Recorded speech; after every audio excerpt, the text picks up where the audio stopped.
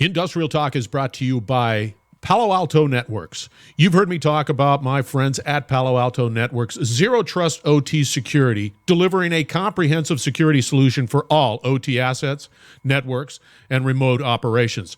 But did you know that the Palo Alto Network solution provides over 1,100 app IDs for OT protocols, over 500 profiles for critical OT assets, and over 650 OT-specific threat signatures? Now that's best-in-class security delivered. Learn more about Palo Alto Network's Zero Trust OT security solutions and how you can achieve 351% ROI over 5 years. Learn more about the Palo Alto Network solution by going out to paloaltonetworks.com. That's paloaltonetworks.com. Welcome to the Industrial Talk Podcast with Scott MacKenzie. Scott is a passionate industry professional dedicated to transferring cutting-edge, industry-focused innovations and trends while highlighting the men and women who keep the world moving. So put on your hard hat, grab your work boots, and let's go. All right, good morning, good afternoon, good evening, wherever you're at. Welcome to Industrial Talk. Thank you very much for joining the #1 industrial-related podcast in the universe, backed up by data, and celebrates industry professionals all around the world. You are bold, you are brave, you dare greatly, you innovate, you collaborate, you solve problems, and you make the world a better place. We have a great conversation on the show today. His name is Stacy Henson, but he goes by the name of Spider. So you're not going to hear me call him Stacy in the interview. You're going to hear me call him Spider because that's a cool nickname. And we're going to be talking about the skilled trades and what does it take to get, to fill that funnel of skilled trade professionals that we need to be successful. Let's get cracking. Spider's in the house. Great conversation. And you know what? If you have an individual that is nicknamed Spider, he would be it, just because he's just got a lot of spunk to him. There's a lot of real passion in his heart and brings a tremendous amount of insights and skills to the conversation. Spider's in the house. I just like saying that. All right. Couple of points of work. Industrial Talk is there for you. Industrial Talk is a platform, an ecosystem, an expanding ecosystem of industrial professionals such as yourself that need to communicate and need to amplify your voice and need to create the content that is necessary to help the industrial community, and that's what Industrial Talk is all about. Just go out to industrialtalk.com and you say, Scott, I want to be a part of it. Okay, click, let's chat. There's a button that says let's chat, and you'll be talking to me. And then we can just figure out, okay, let's get you on the podcast. Let's think about getting you in a webcast. Let's do that. Let's expand the conversation. And then let's see about getting you in the LMS and being an instructor, being one of those professional instructors that are out on the LMS. Because the way it sort of works here on an Industrial Talk, you've got the podcast, which is great, don't get me wrong, but you can only go so deep in a podcast. And then you got the webcast, which you can go deeper from a content perspective, deeper, and then be able to do some handouts and things like that. But the LMS, you can go as deep as you, that is truly learning management system. It's the Industrial Academy. That's where we just, take a time, rewind, do it again, download and learn. And right now we have a number of courses out there in marketing and sales, business development, leadership. We're getting more for operations and technology, because technology is a big deal, because I always talk about innovation, and technology is a part of that. But it's all geared toward you and your success, and that's what's important. We need you to succeed. We need industry to succeed, because you're that important. You just are. And to do that, you got to get your message out there. So go out to Industrial Talk. Say, Scott, let's connect, let's talk, let's have a conversation. And I'm good. Well, it's me. You go on my website, and it's not uncommon for me to get on the instant messaging and beep, beep, beep, beep, beep. Hey, it's me. Can I help you? It's right there. It's easy. Technology right there at your fingertips. All right. Spider's in the house. Azo is the company. Material handling is what they do best. They're a leader in a material handling. And this is really a great conversation around the skilled trades and what is expected, the opportunities that exist out there. And Spider does a great job at communicating that. So enjoy the conversation with Spider.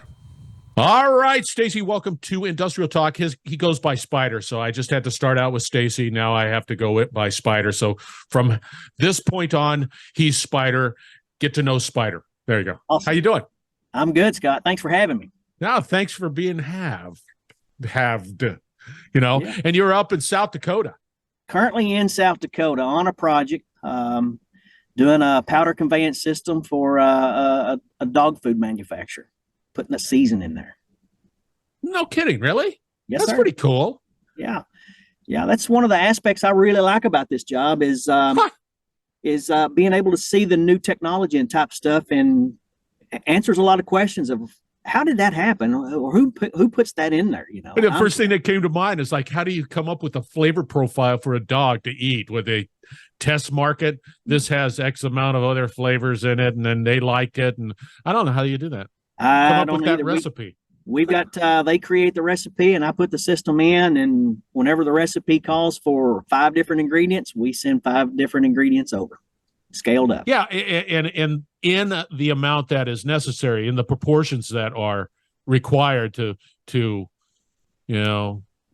ensure quality. And it's dog. What's the name of the dog food company? Is it somebody that I would know?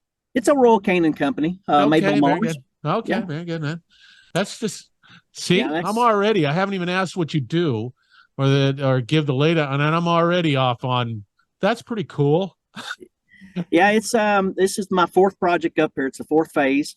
We just wrapped up another a competitor, actually Hills Pet Care in Kansas City. We just finished that project up back in the summertime, and it was basically the same. It's another powder seasoning system for that company. So, isn't it an expansion or is it a retrofit? Kansas City was a new facility from the ground up. No kidding, greenfield. The current project that I'm on now is we're adding on to an existing plant that they built maybe 4 or 5 years ago. So we're just adding on. This is the 4th phase of this project. See, and then again, I'm always thinking about now feedstock. It's like, what's the feedstock? Where do you get that? Who makes that? Right? Yeah. Where does that I don't come know. I don't know, but I want to know. My kids, I got 2 small kids, and we'll go somewhere and I'll tell them things that I do and products. And, if they see a Hershey chocolate bar, my dad worked at that company to work on that Hershey chocolate bar. So, yeah. See, my kids just said, whatever.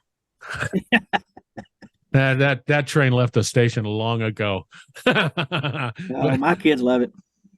Have you taken them on tours of facilities? I have not. I've not had anything close enough to the house that I could get them to it, because most of my work is 6 to 12 hours away. I do have a couple of customers that's within hour and a half, but I've not had an opportunity with one of those customers here in the last couple of years to get my kids there. But because that's fun. We'll get them out somewhere. I would give my kids tours of facilities that I was at, and I'll geek out. They start getting overwhelmed, but I still geek out about that stuff, Right. Oh, it's when you're in the construction world, it doesn't matter where you go. I go to Las Vegas, and I'm just blown away with the craftsmanship and the type of work and the technology that's coming down the pipeline. And, you see that stuff when you work in these trades about everywhere you go. I don't know how you keep up with it. I mean, and it's all an improvement, and it's all focused on optimization and quality, and it's just better and better and better. But see, still haven't had the conversation about who Spider is. Who's Spider? Oh. Give us a breakdown of who Spider is. Well, Spider is a 55-year-old 33-year master electrician, originally from Benton, Kentucky. I reside now in Goreville, Illinois, Southern Illinois, right at the edge of the Shawnee National Forest. I work for Azo Incorporated out of Memphis, Tennessee. Now we do pneumatic conveyance. I'm a senior field service technician, so my job consists of installation supervision, troubleshooting, training, and sometimes even putting stuff together, just mechanical aspect and electrical aspect of some of the parts that we do install. You're in the trenches. I'm in the trenches. You're in the trenches. You're not hovering around from a macro perspective saying, hey, this is great strategy. You actually are in the trenches doing the work. Yeah, we're out here slaving, getting it. Yeah, we're kind of like we jokingly say we're kind of like SEAL Team 6. We're the ones that come out and we take whatever boxes they send and whatever parts, and we make it work somehow, some way. So, see, again, we're gonna have the conversation, but again, I'm a little ADD action here just because I'm more intrigued with. So when a customer says Azo's the provider of our solution, we've gone through the RFP, we've done our due diligence, and we've selected Azo, and for handling our material and all of that, whatever, Yeah. Do you put it in? I do not actually physically put it in. Typically, we've got a contractor, or the plant has their own contractors that's lined up to do the work. So I'll come in with a set of drawings and we'll lay it all out and come up with a game plan of where to start with that installation. And then we'll start working our way through pulling the parts. I try to stage all the parts. So if the construction guys are working on putting together a big bag station, then I'll spend a day or two beforehand and try to pull all those parts and have them staged to where when they get ready to do it, I have everything laid out, and all they've got to do is pick the parts up and put it together. They don't have to go around looking for anything. It's all there. So but that's my goal. You sort of project manage that. Yes. Yeah. Do you in that project management mode, do you QC it and saying, yeah, you did it? No, you didn't do that right. That is part of that. Some of that is could be some engineering aspects of problem shooting, because just because it looks good in AutoCAD doesn't necessarily mean that the real world is going to play nice. So there's always challenges. There's always hurdles that we've got to jump through and fix and problem solve any issues that come up, or get another team that would tackle it from a deeper aspect. So where do you get it? Let's say in the AutoCAD, you sit there and you talk to the client and you're saying it needs to look like this, and here's the drawing, this or the everything that you need to have associated. Where do those parts get manufactured?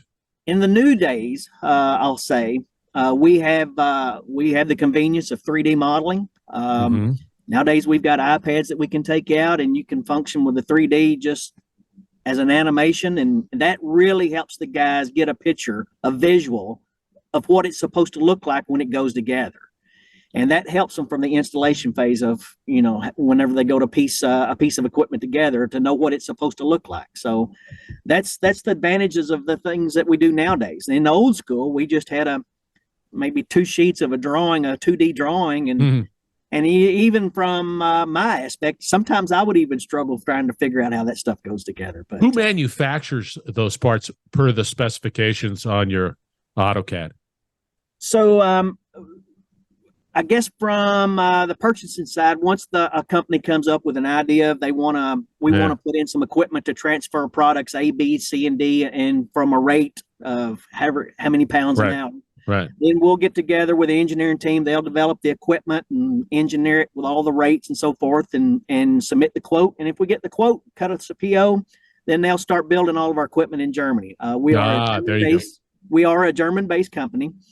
So all of our equipment is built in Germany. Awesome quality of workmanship over there. Most of the time, the stuff that comes in, we just put it together. There's a lot of times that we have the minor hiccups. They do happen, but they're just not that often anymore. Once you install the equipment or the specifications from the client, you go in and test the system, and then you tweak it to get it to or dialed in the right way. And that's where you and your team, delivers the quality. Correct. So I'll do installation supervision most of the time. Yeah. Depends on how my services are sold throughout the project. But if I'm there for full time for installation supervision, as soon as the electric is done and then the pneumatics, then we'll go into the checkout and commissioning phase. So then we'll go through and tap in with a computer and make sure that this limit switch works and it's the right address. Then check that motor, make sure it rotates the right direction. All the valves that need to align up to do a transfer pneumatically. So we do all of that checkout. We'll do the dry runs, and then once the dry runs are complete, I'm ready to put some powder in. Let's start moving some powder slowly, and then we'll tweak those settings and dial those speeds up until we get to an optimal transfer rate. And that usually matches what the transfer rates that we originally quoted. So that's part of the commissioning phase. And then once we kind of finish up with commissioning and we're ready to turn it over to the production team and start running production. And then we'll probably sit and watch it for a couple weeks just to see if there's any tweaks or little gremlins we need to take care of. So this brings up an interesting challenge. You can't, let's put it this way. A lot of people are dealing with resources and finding the right skilled individuals. And this is a classic example of how you can't automate what you just described. You can't, it's arms and elbows and all of that stuff, getting into the trenches and doing what needs to happen to ensure that system is operating properly. Now, it might be automated, but you still... It is, but still, that guy that's in the trench, he has to have a tool bag full of talents. To do the position that I'm in, you need to have an electrical background, industrial. You need to know pneumatics, mechanical. You need to know how to problem solve and all of those bells and whistles that come with the trades. And then on the other hand, you need, you're traveling for a living. You're gone every week. You're out holidays and anniversaries and you're missing the kids' ball games and this kind of stuff and eating at restaurants every night. But to find and marry those all into one guy is nearly impossible to find that individual anymore. The times have changed. The workforce is changing. We can find electricians, we can find mechanics, but do they like to travel? Do they like to stay gone? Do they like to work, a boatload of hours? Because in this position, I don't have the luxury of 8 to 5. I have to do my work whenever a plant is shut down or whenever they can give us time to go down. It could be 3 o'clock in the morning, Christmas Eve night. We are the people that has to do the stuff that no one else wants to do. So with that challenge, you're really trying to find this unicorn that exists out there, and that's a tall order. It was a tall order like 10 years ago. It's nearly impossible in this day and time. So how does Azo address that? I mean, because you still need them. You need people. You need individuals. You need the human interaction. How do you approach that? Do you say, hey, we can train? It's a nonstop issue. So I've been with Azo for 17 years, and we are constantly trying to find the next field service guy. It's nonstop. Yeah. So, there's a few out there, and they may jump on board, and sometimes they last, sometimes they don't. Sometimes it's really not their cup of tea, which is okay. But that's getting to be a harder task to find an individual to do this type of work. Could you theoretically find the individual that's willing to travel and train the other side? Well, that's kind of, but it's hard to teach. It's hard to teach a guy to be an industrial electrician out here on the road trying to do this type of work. Yeah, he really needs to have that kind of background. He needs to have that kind of knowledge and how to already rig switch gear and run a fork truck and lift stuff up and how to, do all that stuff and do it safely.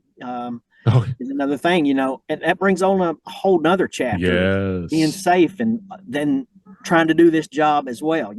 I'm an old school guy. I came through, safety wasn't as big a concern as it is nowadays. And I believe that type of training is essential to know how to work in unsafe environments, but safely.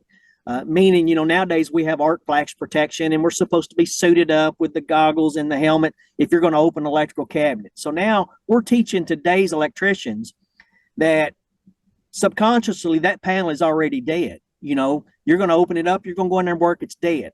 I come from a world, you open it up, you treat it live until you know otherwise. And I don't know that we're teaching those kind of talents anymore about treating everything as it is a hazard. When you start giving these safeties and if you're going to work on it, you don't have to, if as long as it's dead, but yeah, you can't theoretically bubble wrap everything. I mean, it's just, you gotta, as a lineman, you climb in towers and you understood the dangers, and that's a don't touch, and and you just knew it. And we didn't have people just falling out of the sky off of towers. No, I think it's part of society today is everything is just kind of bubble wrapped, and we're worried about people's feelings and all of that jazz. But luckily I was fortunate enough to come through a time when I got to work with the old timers from the old school days. Yelled at you and said that you had to drink black coffee. Yeah. Don't put cream in that.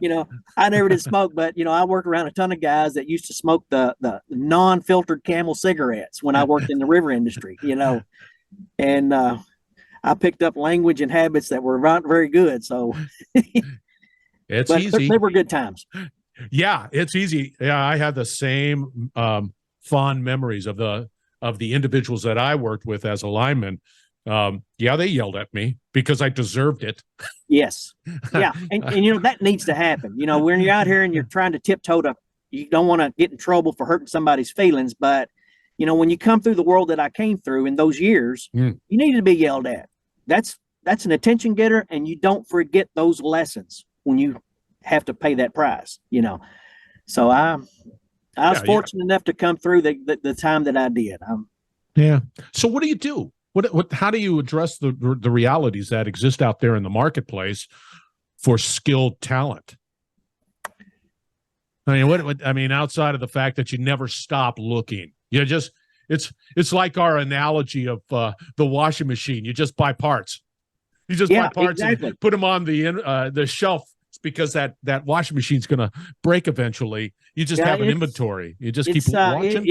It's a constant challenge looking for the next guy or the next person. I'll say, nowadays I work around females that are just as qualified as any guy. And there's no reason that I'm not doing anything that a female couldn't do. I mean, most of them weigh as much as I do, maybe even a little more in some cases, but it's not strenuous work, but it's work that takes a little brain thought, some problem solving skills. Yeah. And you need to have some electrical background, mechanical background in order to figure out how things work or why it's not working. So, do you guys ever do you ever consider an apprentice program, like, come work with Spider and let him yell at you for a little while? I think they have entertained that idea. Again, this is the type of job you really need to know that stuff coming into it, like the industrial side of the electrical or mechanical. That stuff they don't teach it in college. You can't go to school to learn how to bend a piece of conduit or realize that that's too many wires to go in a conduit. There's things that only the job site can teach. And it's best to have that background coming into this. Now, one of these days, and I am afraid that these days are coming with the type of workforce and the type of people that's in the workforce or that's coming into it, we're going to have to adapt to a degree, I think, of the knowledge base, and either start teaching it ourselves, or hopefully we'll find the next guy, or we're picking employees that's going to be on the up in years. We may have to be 50-year plus people as opposed to somebody that's in their mid to late 20s. You'd love to find those guys, and you can teach them. It's one thing to know about electrical, mechanical, and all that, but there's a whole nother world when you get into my company equipment, the Azo equipment, on the specific types of equipment and how to pneumatic conveyance and troubleshoot a pneumatic conveyance. I didn't learn that as being an electrician. I had to learn that when I went to work for Azo. So there's just a ton of stuff that you need to know. Seems like there's a portfolio approach of finding the right people. I mean, you've got the technical colleges that are teaching something, right? Technical college, and there's a pool there that probably has a desire to learn more. And then you talk about the apprenticeship program. If you had something, doesn't have to be big, it could be something. And then finally, the approach of just constantly looking, just there's a new person. Let me stick them on the shelf. Yeah, we'll use them. That's great. That type of thing. Well, currently we've got 4 field service guys, and we're always on the job site listening to the next electrician that's ready for a change, or that's going to get out and see the world. So we're not opposed to trying to track down somebody else and maybe offer them a better position. Cannibalize your customers a little bit. Like, there's that electrician there. Exactly. Yeah. And actually, that's where I came from. I was industrial electrician for an electrical contractor for 17 years. And I had done 3 projects from the electrical side, construction side for Azo. And I was ready to make a change. I had gotten to a point where I had accomplished so many challenges and big challenges that the drive I was missing that drive anymore because I had done so much. Yeah. And when the challenges were kind of gone and I go back to just the mediocre stuff, I was getting bored with it. So I was ready for a change. Yeah. Back in my younger days, I used to rodeo and ride bucking horses and travel the world. And I really liked that lifestyle of traveling and being in different places, meeting different people. And when I kind of retired from that back in the early 2000s, there was a void there that I could tell my personality and my demeanor at home was changing. So once I had an opportunity with Azo and I decided to jump over, then it kind of put me back out on the road and kind of in my element. It takes a certain type of person to take this kind of job and all the aspects that come with it and enjoy it. And I do. I really do enjoy the stuff that I do. See, I hear you, Spider. And with a name like Spider, of course you're riding Broncos or whatever you're doing. You have to. I think it's a law. It should be if it's not. It should be. It should, like, if you name your name Spider, you need to be riding Broncos. Yeah. If I could say that. Absolutely. But no, I agree with you. But that's a challenge. But Azo's the kind of company that can attract top talent just because, we've got people like you and others within Azo that makes sense. I mean, yeah, it really is an awesome job. It's a good living. It's a good package. I get to work. One of the perks for me, I feel like it's a perk, but one of the big perks for me is I get to work with the newest technology and stuff that's in my market. Yeah. And not only do I get to work with my stuff, but even on this job site, I'm around probably 20 other different vendors that are doing the same thing that I do in their field.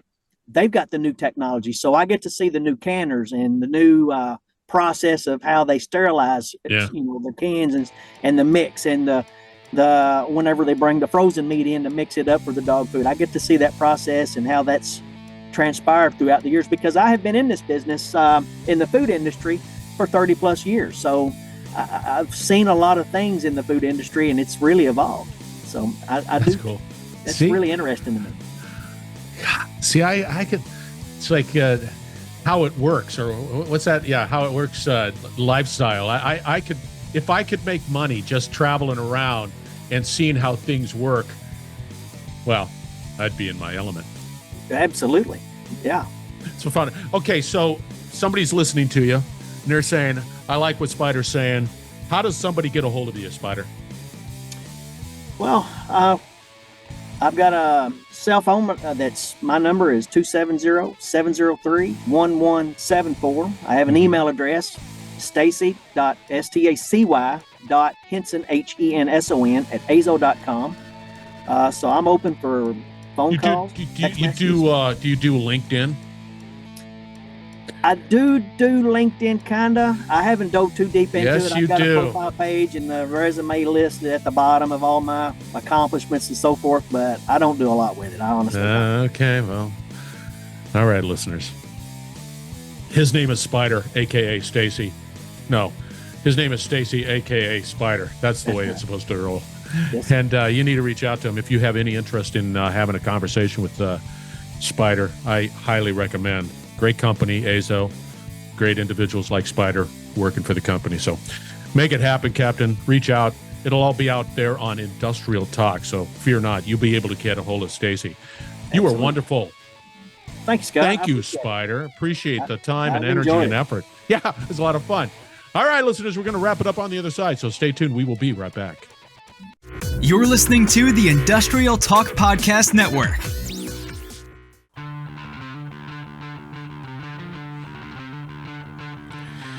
All right, Spider Henson. Didn't I tell you? He delivered. He delivered on the topic of skilled trade and how do we get them more involved? What do we do? How do we fill that funnel? Solutions. And yeah, it's as you can tell, it's a challenge. But he's up to the task. Azo is the company, material handling, and I highly encourage you. You're saying that really spoke to me. Reach out, get a hold of Spider, figure that out, because there's great opportunities that exist there. Industrial Talk is that platform that needs you. Amplify your voice, create that opportunity for you to create and to be successful going forward. That's all we do. That's what we're all about. We want you to succeed. Engage with me. Go out to industrialtalk.com and say, let's talk. I'm there. That's me. You'll be talking to me. Be bold, be brave, dare greatly. Hang out with Spider. Change the world. We're going to have another great conversation shortly on Industrial Talk, so stay tuned.